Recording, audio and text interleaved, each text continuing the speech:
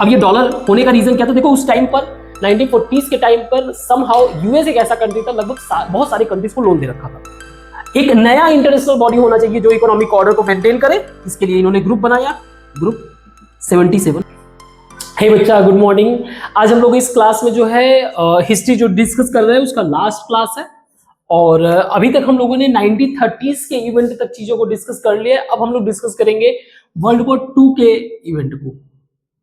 World war 2 कैसे world war 2 ने जो है एक मैसिव रोल प्ले किया जो अभी प्रेजेंट का ग्लोबल ऑर्डर है उसको बिल्ड करने में। When it comes to the world war 2, ये 1939 से लेकर 1945 तक हुआ, लगभग 6 इयर्स। इसमें 2 पावर ब्लॉक्स थे, इसमें भी एक था एलाइज और दूसरा था एक्सिस। एलाइज की अगर बात करें तो इसके पार्टिसिपेंट थे Britain, France, Soviet union, US. और वहीं एक्सिस की बात करें तो इसमें जर्मनी, जापान और इटली। ये 2 मेजर पावर ब्लॉक्स थे जिनके बीच में वॉर हुआ था, वर्ल्ड वॉर 2। ये जो वॉर हुआ था ये हाई लेवल का डेथ एंड डिस्ट्रक्शन इसके कारण हुआ। डेथ एंड डिस्ट्रक्शन, अगर इसको हम लोग डेटा पॉइंट ऑफ व्यू से बात करें तो somewhere around 60 million people died, या आप कह सकते हो उस टाइम पे ये 3% ऑफ 1939 के पॉपुलेशन के बराबर था। लगभग 1939 के पॉपुलेशन के बराबर था।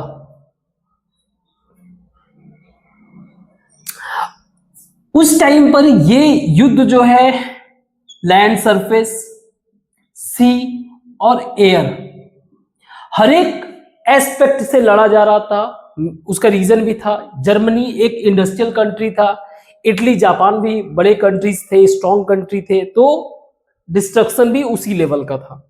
आउटकम इसका ये हुआ, मेजर आउटकम की अगर बात करें तो वर्ल्ड जो है 2 सेंटर में डिवाइड हो गया, 2 अलग अलग पावर में। एक पावर ब्लॉक बन गया यूएस लेड और दूसरा पावर ब्लॉक बन गया सोवियत यूनियन लेड, या अभी के टाइम में आप बोल लो रसिया, जो अभी प्रेजेंट कॉन्टेक्स्ट में समझते हैं। बट इसके कई सारे एस्पेक्ट और समझे गए, सोचे गए, और इस एक इवेंट को एज ए रेफरेंस कंसीडर करके जो है उस तरीके से वर्ल्ड ऑर्डर में बदलाव लेके आया गया। जर्मनी एक तरीके का इंडस्ट्रियल बड़ी कंट्री थी, इंडस्ट्रियल कंट्री था, इंडस्ट्रियल कंट्री। एक इंडस्ट्रियल कंट्री को किस तरीके से मैनेज करना है, क्या करना है, इन सब चीजों को देखना था। और एक बात ये भी ध्यान रखना था कि देखो कोई भी कंट्री है उसका इकोनॉमिक, क्योंकि जर्मनी में मेजर प्रॉब्लम था इकोनॉमी का, इकोनॉमिक क्राइसिस वहां की पब्लिक झेल रही थी।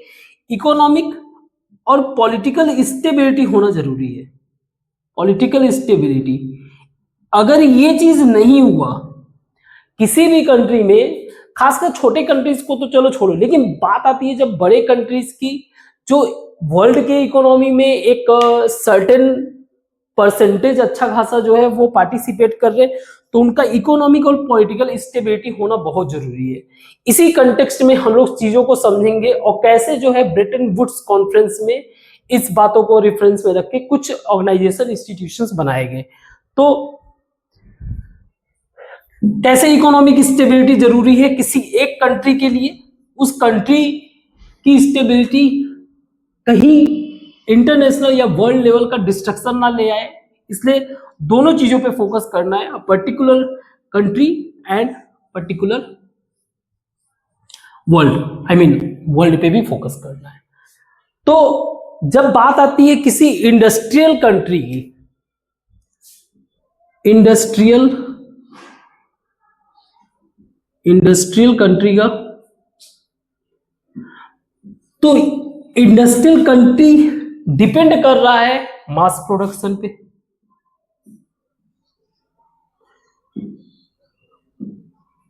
अगर कोई भी इंडस्ट्रियल कंट्री है वो जो प्रोड्यूस कर रहे हैं अगर नहीं करेंगे तो फिर इकोनॉमिकली डिस्टेबलाइज हो जाएंगे। सो मास प्रोडक्शन, अब मास प्रोडक्शन पे इनको फोकस नहीं करना है, they have to ensure whatever they are producing mass consumption भी होना चाहिए, मास कंजम्पशन। और मास कंजम्पशन पॉसिबल कैसे है? मास कंजम्पशन यानी कि जो आप प्रोड्यूस कर रहे हो ज्यादा अमाउंट में कंज्यूम भी हो जाए, जैसे आप कार प्रोड्यूस कर रहे हो तो लोगों की कैपेबिलिटी भी होना चाहिए। मास कंजम्पशन तभी पॉसिबल होगा जब people's capability to purchase, capability to purchase, लोगों के पास इतनी कैपेसिटी हो कि वो चीजों को खरीद सके। और ये तभी बिल्ड होगा जब पब्लिक के पास एक फिक्स इनकम होगा। इनकम का मतलब हम लोग इनडायरेक्टली बात कर रहे हैं एम्प्लॉयमेंट का, फुल एम्प्लॉयमेंट, यानी कि सभी को अगर एम्प्लॉयमेंट मिले then public will get income, एक अश्योर्ड इनकम मिलेगा, उनके पास कैपेबिलिटी होगा वो चीजों को कंज्यूम कर सके, तो जो प्रोडक्शन हो रहा है वो कंज्यूम भी हो रहा है। इस तरीके से ये एक कंट्री स्टेबल होगा, इकोनॉमिकली स्टेबल होगा। अगर ये कंट्री तो वर्ल्ड स्टेबल होगा। बट प्रॉब्लम ये है कि full employment market can't provide, market जो है फुल एम्प्लॉयमेंट प्रोवाइड नहीं कर सकता। इसका रीजन ये है कि मार्केट जो है अपने प्रॉफिट पे वर्क करता है। तो इस बात को ध्यान में रखते हुए गवर्नमेंट को कुछ बातों को जो है मैनेज करना पड़ेगा, गवर्नमेंट को कुछ चीजों पे फोकस करना पड़ेगा। नंबर वन कि जो भी चीजें प्रोड्यूस हो रहा है, वो उसका प्राइस जो है फ्लक्चुएट ना हो, फ्लक्चुएशन ना हो। मतलब समझो आप, अगर किसी एक पर्टिकुलर चीजों का प्राइस, और ये कैसे होगा? अगर हम लोग उसके आउटपुट को कंट्रोल करें, आउटपुट को मैनेज करो। अगर मान लो, सोच के देखो, अगर किसी भी चीज का आउटपुट ज्यादा हो जाएगा तो उसकी प्राइस घट जाएगी। तो एक बार के लिए चलो पब्लिक के लिए तो बड़ी अच्छी बात है कि चीजों का प्राइस घट रहा है, लेकिन जो व्यक्ति सेल आउट कर रहा है उसको तो लॉस हुआ। वो व्यक्ति जो है, जो बेच रहा है, उसको जो प्रोड्यूस कर रहा है, सफिशिएंट अगर अर्न नहीं करेगा तो वो सफिशिएंट इनकम नहीं दे पाएगा। अगर सफिशिएंट इनकम नहीं दे पाएगा तो साइकिल फिर से यहीं भी डिस्टर्ब हो गया। तो इसलिए आउटपुट को मैनेज करो ताकि प्राइस फ्लक्चुएट। और अगर मान लो प्राइस, सप्लाई कम हो गया, प्राइस ज्यादा हो गया, तो हर कोई खरीद ही नहीं पाएगा, है ना। तो प्राइस फ्लक्चुएशन नहीं होना चाहिए, आउटपुट को मैनेज करो और एम्प्लॉयमेंट पे भी टेक केयर करो। एम्प्लॉयमेंट को भी ध्यान में रखना है कि सभी को प्रॉपर वे से एम्प्लॉय कर सको किसी भी तरीके से। अब ये पॉसिबल तभी है जब गवर्नमेंट हैज कंट्रोल ओवर तभी हो सकता है जब गुड्स, सामान के सप्लाई पे, कैपिटल यानी पैसे के फ्लो पे, और लेबर, जब इन तीनों चीजों पे गवर्नमेंट का कंट्रोल होगा, in that situation government will able to manage these three things.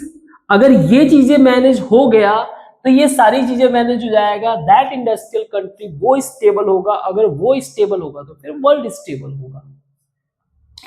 तो कंक्लूजन ड्रॉ हुआ इससे, वो ये था कि हमें समहाउ जो है पॉलिटिकल और इकोनॉमिक स्टेबिलिटी गेन करना ही करना है।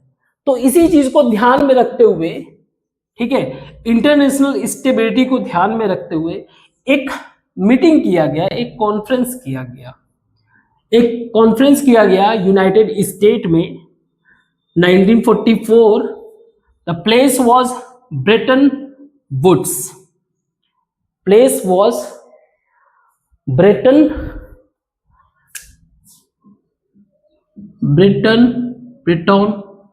Woods conference 1944। इनको क्या था, दो चीजों पे फोकस करना था। एक था इंटरनेशनल ऑर्डर को मेंटेन करना, ठीक है, मींस सम हाउ गेन करना वर्ल्ड की स्टेबिलिटी, वर्ल्ड की स्टेबिलिटी, और साथ में किसी पर्टिकुलर कंट्री की भी स्टेबिलिटी, कंट्री की भी स्टेबिलिटी। अब ये इसका जो आउटकम हुआ, इस कॉन्फ्रेंस का आउटकम हुआ, इस कॉन्फ्रेंस के आउटकम से दो बॉडी बने, two bodies form, two bodies formed. एक का नाम था IMF, international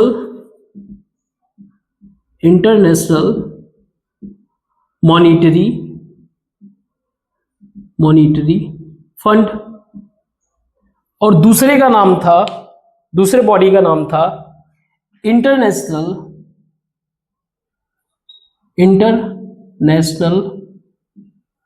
bank for reconstruction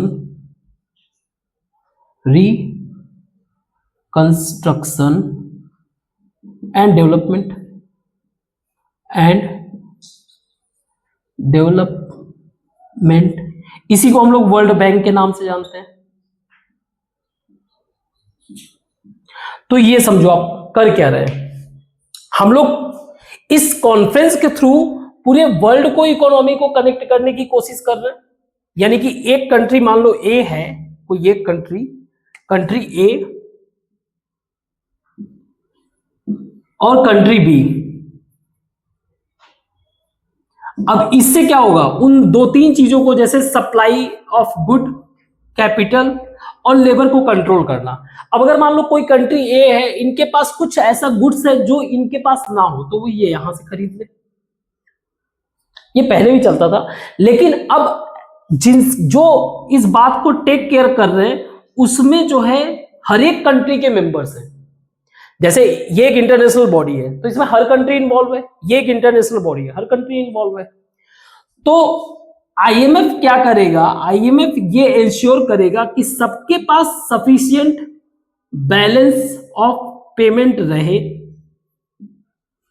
ताकि ये supply of goods, flow of capital और एम्प्लॉयमेंट ये इंश्योर रहे। पहला चीज ये बैलेंस, कंट्रीज के बैलेंस ऑफ पेमेंट, यानी कि जैसे इन्होंने कुछ बेचा, सेल किया, इससे इन्होंने कुछ परचेज किया, कैसे इन लोगों ने ट्रांजैक्ट किया, ठीक, सबकी अपनी अपनी करेंसी है। तो फिर एक बात ये भी डिसाइड हुआ कि हमें एक करेंसी, यानी सभी करेंसी अपने करेंसी को अटैच करेंगे वैल्यू के फॉर्म में डॉलर से। अब ये डॉलर होने का रीजन क्या था, देखो उस टाइम पर 1940s के टाइम पर समहाउ यूएस एक ऐसा कंट्री था, लगभग बहुत सारे कंट्रीज को लोन दे रखा था, ठीक है। तो यूएस की करेंसी जो है हर एक कंट्री में इन्वॉल्व था, तो डॉलर से लगभग हर एक कंट्री अटैच था। तो डॉलर को एज ए इंटरनेशनल करेंसी, और डॉलर खुद अटैच हो गया किससे, गोल्ड से, अटैच गोल्ड। तो अब क्या रहेगा, सभी अपना डॉलर में सेल एंड परचेज करेंगे। ये इस बात को ध्यान रखेगा कि सबके पास सफिशिएंट अमाउंट ऑफ डॉलर जो है पहुंचता रहे। किसी को अगर बैलेंस ऑफ पेमेंट का प्रॉब्लम आएगा तो फिर ये टेक केयर करेंगे। तो ये किस चीज को इंश्योर कर रहे हैं, ये इंश्योर कर रहे हैं इकोनॉमिक स्टेबिलिटी, ना सिर्फ एक कंट्री में बल्कि पूरे इंटायर वर्ल्ड में, ठीक है। अब इंटरनेशनल बैंक, इसका काम क्या है, इनका काम ये है कि ये कंट्रीज के, जो छोटे मोटे कंट्रीज है, जो इकोनॉमिकली वीक कंट्रीज है, उनका इकोनॉमी डेवलप होने के लिए जरूरी है कि उनका इंफ्रास्ट्रक्चर डेवलप हो। इंफ्रास्ट्रक्चर का मतलब आपका रोड हो गया और ये सारी चीजें। इस चीज को डेवलप करने के लिए ये क्या करते हैं, बहुत ही नॉमिनल अमाउंट पे लोन प्रोवाइड करते हैं। तो ये इंश्योर कर रहे हैं डेवलपमेंट, उस कंट्री का डेवलपमेंट, ये इंश्योर कर रहे हैं उस कंट्री की इकोनॉमिक स्टेबिलिटी। तो इस तरीके से दो ऑर्गेनाइजेशन बने, one was IMF, other one was world bank. ये किसी एक पर्टिकुलर कंट्री का ऑर्गेनाइजेशन नहीं है, ये एक इंटरनेशनल कॉन्फ्रेंस है। इनका फोकस था कंट्री को स्टेबल करना एंड वर्ल्ड को स्टेबल करना। सो इन दिस वे एक नया ग्लोबलाइज वर्ल्ड जो है इस तरीके से इवॉल्व हुआ, मेक बना। इस चीज को हम लोग देख रहे हैं। अब हम लोग इसको मिटाते हैं, फिर आगे देखते हैं। आईएमएफ और वर्ल्ड बैंक बनने के बाद कुछ बेनिफिट तो हुआ। आईएमएफ और वर्ल्ड बैंक के बाद 1960s, 1950s एंड 60s इस टाइम पे एम्प्लॉयमेंट रेट यानी कि अनएम्प्लॉयमेंट समवेयर अराउंड 5% था, यानी कि लोगों को ठीक है जॉब भी अच्छा खासा मिल रहा था, और वर्ल्ड का जो ट्रेड था वो भी अच्छा खासा ग्रोथ किया लगभग 7-8% से। तो उस टाइम पे तो समझ में आ रहा था कि हाँ सही है, लेकिन धीरे धीरे क्या हुआ, देखो शुरुआत में क्या हुआ था कि जब डॉलर को जो है इन लोगों ने गोल्ड से अटैच कर रखा था, तो इसको बोलते हैं वैसे फिक्स्ड एक्सचेंज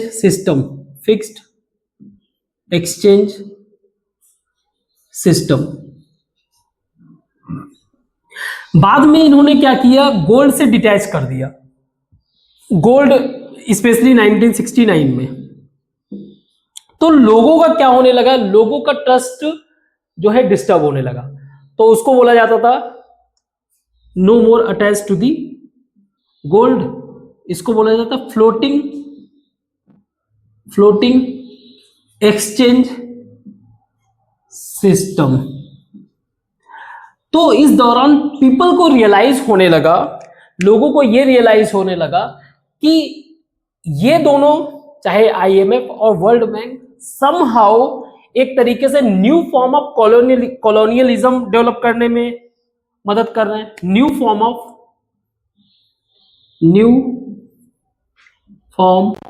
ऑफ कॉलोनियलिज्म। क्योंकि देखो वर्ल्ड वॉर 1 के बाद जो है धीरे धीरे जो भी एशिया में कंट्रीज थे, अफ्रीका में कंट्रीज थे, ये फ्री होने लगे, ठीक है। बट अगर कॉलोनी का कंसेप्ट आप देखोगे तो कॉलोनी में क्या होता था कि रिसोर्स को वेस्टर्न का जिनकी भी कॉलोनी था, रिसोर्स को एक्सट्रैक्ट करके वापस फिनिश प्रोडक्ट जो है उसी कंट्री में भेज देना, उसी कंट्री में वापस से फिनिश प्रोडक्ट सेंड कर देना। अब इससे क्या हो रहा था कि जो भी कंट्री था, मान लीजिए डेवलप्ड जो कंट्री थे, जो स्पेशली डेवलप्ड कंट्री थे, उनका तो बेनिफिट हो रहा था, लेकिन जो गरीब कंट्रीज थे उनका तो शोषण हो रहा था। तो लोगों को यह समझ में आया कि कैसे ये दोनों आईएमएफ और वर्ल्ड बैंक जो है ये हेल्प कर रहे हैं, जो है हमारे ही कंट्री के जो रिसोर्स है उसको, जो भी हमारे कंट्री के रिसोर्सेज हैं उसको एक्सट्रैक्ट करने में for the benefit of developed countries. अगर हम लोगों ने शुरुआत में फोकस किया था तो हम लोगों ने देखा था कि कैसे पूरा कंसेप्ट ही ये बिल्ट था, आईएमएफ और वर्ल्ड बैंक का जो कंसेप्ट था वो इस बेसिस पे बिल्ट था कि कैसे जो है इंडस्ट्रियल कंट्री को स्टेबल रखना है।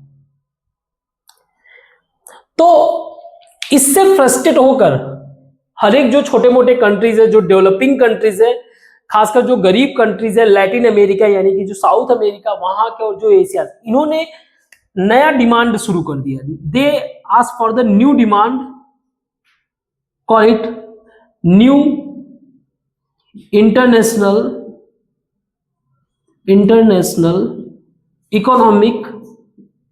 Economic order. एक नया इंटरनेशनल बॉडी होना चाहिए जो इकोनॉमिक ऑर्डर को मेंटेन करे। इसके लिए इन्होंने ग्रुप बनाया, ग्रुप 77। अभी भी ये डिमांड चली रहा है, क्योंकि कहीं ना कहीं जो है ये फैसिलिटेट करता था रिसोर्स एक्सट्रैक्शन का फ्रॉम पुअर कंट्रीज। देखो जो पुअर कंट्रीज हैं उसमें मैसिव लेवल ऑफ पॉवर्टी देखने को मिलता है। तो वहां की जो कंट्री वो फोकस कर रही है अपने लोगों को पॉवर्टी से बाहर निकालने का, बट हो क्या रहा है, वहां के रिसोर्सेज का ये लोग एक्सट्रैक्ट करके बाहर लेके जा रहे हैं through the MNCs, multinational companies. Multinational company की मदद से ये क्या कर रहे थे, गरीब कंट्रीज के रिसोर्स को एक्सट्रैक्ट कर रहे थे। और जितने भी डेवलपिंग कंट्री थे, छोटे मोटे जो डेवलपिंग कंट्रीज थे, छोटे मोटे क्या बड़े भी, मान लो इंडिया हो गया, चाइना हो गया, ये लोग चाह रहे थे कि ज्यादा से ज्यादा उनके पास क्या है, टेक्नोलॉजी है, टेक्नोलॉजी उनको मिले और वो क्या करे, ग्रो कर सके। जब बात आती है यूरोप और जापान की, यूरोप और जापान जो है इन्होंने अपने आप को बहुत तेजी से बिल्ड किया। वर्ल्ड वॉर फर्स्ट के बाद जो है इन्होंने खुद को अपने आप को बहुत तेजी से बिल्ड किया और आईएमएफ और वर्ल्ड बैंक के ऊपर डिपेंडेंसी अपनी कम कर दी पूरी, ना के बराबर। देखो एक चीज और भी है, जब आईएमएफ चाहे वर्ल्ड बैंक में पैसा डिस्ट्रीब्यूट होता है तो इसमें कंट्रीज का कोटा होता है, यानी कि कंट्रीज डिसाइड करते हैं, वोटिंग करते हैं कंट्री का कोटा। इसमें यूएस का सबसे ज्यादा कोटा है वैल्यू, और वो अपना कम करना नहीं चाहता। तो ना चाहते हुए भी इनके द्वारा किए गए सारे काम समहाउ इस बात के इंटरेस्ट को इंश्योर करता है, चाहे वो यूएस हो चाहे वो डेवलप कंट्रीज के इंटरेस्ट को इंश्योर करता है। ठीक है, इसी दौरान जब चाइना जब आजाद हुआ 1950 49 47 में जब आजाद हुआ, तो उसने अपनी इकोनॉमी को पूरा क्लोज रखा था। और क्योंकि चाइना और एशिया क्या है, चाइना हो गया, इंडिया हो गया, यहां पे लो वेज वर्कर्स मिलते थे, और किसी भी जो डेवलप्ड कंट्रीज के जो एमएनसीज थे, मैन्युफैक्चरिंग यूनिट्स थे, इनके लिए भी बड़ा ही फेवरेबल था कि कहीं पे लो वेज वर्कर्स जहां पे मिल सके वहां से। तो ये चीज, इस फायदा को उठाने के लिए टेक्नोलॉजी हमारे पास आ जाएगा, लोगों को जॉब मिल जाएगा, तो इंडिया और चाइना ने इसका अच्छा खासा यूटिलाइजेशन किया। शुरुआत में तो चाइना ने अपने इकोनॉमी को क्लोज कर रखा था, बाद में उन लोगों ने अपने टेक्नोलॉजिकल डेवलपमेंट को इस लेवल पे ले गए कि लो वेज के कारण जो है, जो भी ये प्रोड्यूस करते थे वो मार्केट में एटलीस्ट अदर के कंपेयर में बहुत ही ज्यादा सस्ता रहता था, मार्केट में चीप प्राइस में मिल जाता था। आज हमारे यहाँ भी टीवी चाहे मोबाइल ये बहुत ही सस्ते में मिल जाता है। तो समहाउ जो है चाइना ने मार्केट को कवर किया, जब इनका मार्केट यानी कि जो डेवलप्ड कंट्रीज है इनका मार्केट डाउन होने लगा। ठीक है, तो ये सारी चीजें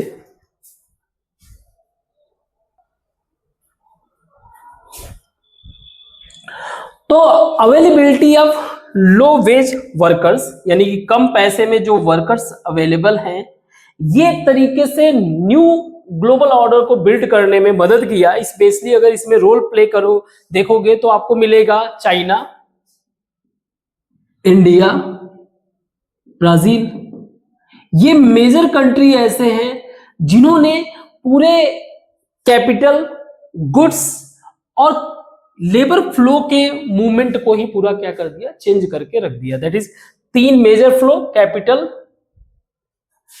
अब मेजर गुड्स यहां से बन रहे तो ऑब्वियस सी बात है गुड्स का फ्लो, कैपिटल, अगर ये चीजों को बेच रहे हैं तो फिर पैसा यही क्या, और लेबर फ्लो। इन्होंने क्या किया, पूरे ग्लोबल न्यू वर्ल्ड ऑर्डर को इस्टेब्लिश करने में मदद किया। अभी भी जो वेस्टर्न कंट्रीज है, डेवलप्ड कंट्रीज है, still they are exploiting, somehow exploit कर रहे हैं। बट आज के टाइम में चाइना, इंडिया, ये लोग भी टेक्नोलॉजिकली बहुत ही ज्यादा स्ट्रांग हो गए। और आपको शायद पता होगा हमारे कंट्री में इसरो एक सबसे इंपॉर्टेंट ऑर्गेनाइजेशन जो विदेश की कई सारे कंट्रीज के सैटेलाइट को लॉन्च कर रहा है। तो समहाउ वी कैन से कि टेक्नोलॉजी के रूप में भी हम लोग ड्रास्टिक लेवल पे चेंज हो रहे हैं। चाइना तो खैर गजब का चेंज हो रहा है। तो ये था हम लोगों का चैप्टर। ठीक है, यहाँ पे हम लोग इस चैप्टर को ओवर करते हैं। आई होप कि आपको चीजें समझ में आया होगा। जरूरी है कि जो भी इंफॉर्मेशन हो उसको आप माइंड में इनकलकेट करो इस तरीके से जहां पे आप रियल लाइफ में चीजों का इस्तेमाल कर सको। ठीक है, तो आज के लिए बस इतना ही। Thank you.